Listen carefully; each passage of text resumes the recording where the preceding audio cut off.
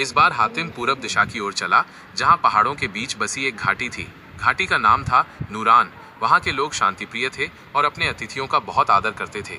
रास्ते में उसे एक वृद्ध महिला मिली, जिसके पास खाने को कुछ नहीं था, पर उसने अपने बर्तन में से आधा पानी हातिम को दे दिया। हातिम ने पूछा, माँ, तुम्हारे पास कुछ नहीं है, फिर भी तुमने मुझे अपना हिस्सा दे दिया? वृद्धा ने हंसते हुए कहा, बेटा, मोहब्बत और दया ऐसी दौलतें हैं जो बांटने से घटती नहीं, बढ़ती हैं। मैंने जो दिया वो कम नहीं हुआ, बल्कि अब मेरे दिल को तसल्ली मिली है। ये सुनकर हातिम के मन में कुछ हलचल सी हुई।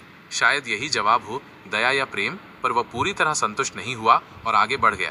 कुछ दूर जाने पर हातिम एक गांव में पहुंचा, जहां लोग बहुत अमीर थे, पर उनके दिल कठोर थे। किसी को किसी से मतलब नहीं था। वहां एक बड़ा जमींदार रहता था। नाम था नवाब गुलाम शाह। उसके महल के बाहर रोज गरीबों की भीड़ लगती थी, पर वो कभी किसी को एक टुकड़ा रोटी तक नहीं देता था। हातिम ने नवाब से पूछा, आपके पास इतना कुछ है, फिर भी आप किसी को क्यों नहीं देते? नवाब हंसते हुए बोला, जो दिया वो चला गया। देने से तो घटता है, बढ़ता नहीं। मैं क्यों अपना माल किसी और पर खर्च करूं? हातिम ने कुछ नहीं कहा, पर उसकी बात मन को चुभ गई। उसी गांव में एक छोटा सा घर भी था, जहां एक अनाथ बच्चा रहता था। नाम था रहमान। वो दिन भर मजदूरी करता और जो भी कमाता उसका आधा भूखे बच्चों में बांट देता। एक दिन हातिम ने देखा कि रहमान खुद भूखा है, पर फिर भी एक बेसहारा कुत्ते को रोटी खिला रहा है। हातिम ने उससे पूछा, तुम्हारे पास खुद के लिए भी नहीं है, फिर भी दूसरों को क्यों देते हो? रहमान ने मुस्कुराते हुए कहा, जब मैं बांटता हूँ तो दिल हल्का हो जाता है और खुद को इंसान महसूस करता हूँ। मेरी मोहब्बत, मेरा अपनापन, ये सब जितना देता हूँ उतना ही बढ़ता है। ये कोई सामान नहीं जो घट जाए। अब हातिम को थोड़ा और स्पष्ट होने लगा था कि शायद प्रेम, दया और अपनापन यही वो चीज है जो बांटने से घटती नहीं, बल्कि और गहराती जाती है।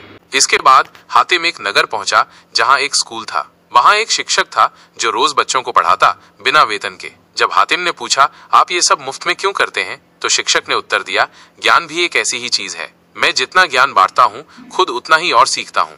ये वो दौलत है जो खर्च करने से बढ़ती है। हातिम ने कुछ दिन वहां बिताए और देखा कि उस शिक्षक के पढ़ाए बच्चे न केवल बुद्धिमान बल्कि दयालु भी थे। उन्होंने ज्ञान के साथ साथ प्रेम, सेवा और त्याग भी सीखा था। वह अपनी यात्रा के अंतिम चरण में था, जब एक पहाड़ी गांव में उसे एक औरत मिली जो रोज मंदिर के पास खड़ी होकर मुस्कुराती थी और राहगीरों को शुभकामनाएं देती थी। कोई उसे कुछ नहीं देता, पर वो हर किसी को कुछ न कुछ अच्छा कहती।